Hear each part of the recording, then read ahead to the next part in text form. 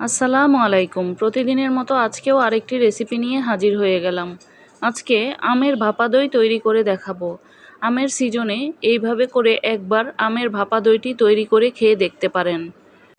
ঠান্ডা ঠান্ডা আমের এই ভাপা দইটি খেতে কিন্তু ভীষণ মজা লাগে।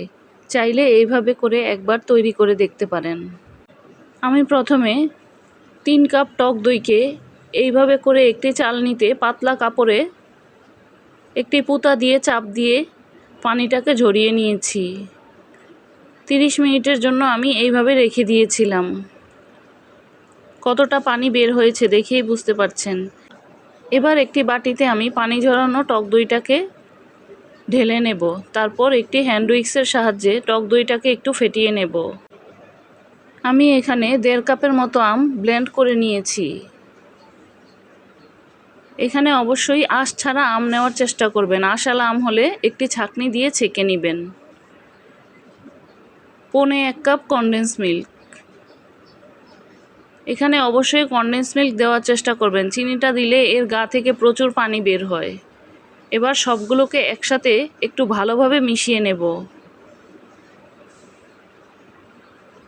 মিশাতে মিশাতে অনেকটা এই রকম হয়ে আসবে। দেখতে ঠিক এইরকম ঘন হবে। এবার যেই পাত্রে আমি দইটাকে বসাবো, একটি কাগজ বিছিয়ে এই মিশ্রণটাকে ঢেলে দেব। একটি প্যাচোলা দিয়ে উপরটা এরকম সমান করে দেব।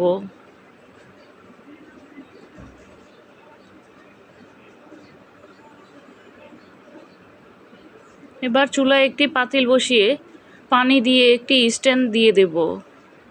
দিয়ে এবার দইয়ের পাত্রটাকে বসিয়ে দেব। একটি ঢাকনা দিয়ে ঢেকে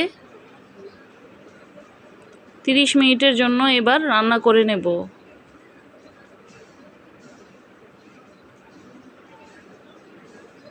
30 মিনিট পর দইটা হয়ে গেছে। এখন আমি এটাকে নর্মাল ফ্রিজে 2 ঘন্টার জন্য রেখে দেব। 2 ঘন্টা পর ফ্রিজ থেকে বের করে নিয়েছি।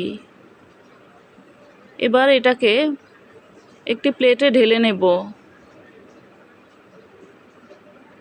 তারপর উপরে কিছুটা আমের কুচি দিয়ে পরিবেশন করব। আপনারা আপনাদের ইচ্ছা অনুযায়ী সুন্দরভাবে সাজিয়ে নিতে পারবেন। এটা ফ্রিজে রেখে ঠান্ডা করে খেলে খুবই মজা লাগে। চাইলে এইভাবে আমের সিজনে একবার তৈরি করে দেখতে পারেন। গরমে এই রকম ঠান্ডা ঠান্ডা একটা দই হলে কিন্তু খেতে খুবই ভালো লাগে। রেসিপিটি যদি ভালো লেগে থাকে একটি লাইক দিতে পারেন। ফেসবুক থেকে দেখে থাকলে একটি ফলো দিতে পারেন। ইউটিউব থেকে দেখে থাকলে সাবস্ক্রাইব দিয়ে পাশেই থাকতে পারেন। পরবর্তী ভিডিও দেখার আমন্ত্রণ রইল।